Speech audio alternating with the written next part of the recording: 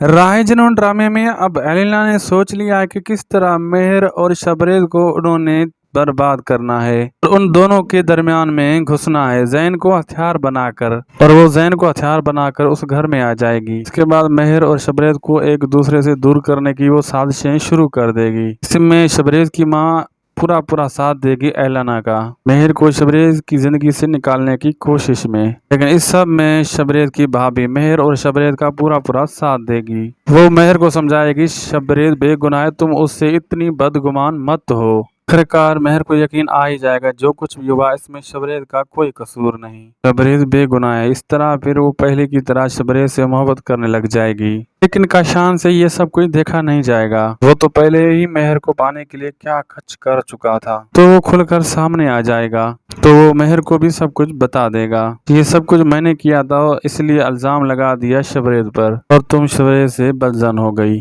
क्या एलिना और काशान और शबरेज की माँ ये साजिशें मेहर और शबरेज को एक दूसरे से अलग कर पाएंगी? कमेंट सेक्शन में लाजमी अपनी कीमती राय दीजिए। वीडियो अच्छी लगी तो लाइक करें, दोस्तों से शेयर करें, सब्सक्राइब ज़रूर करें। अल्लाह हाफिज़।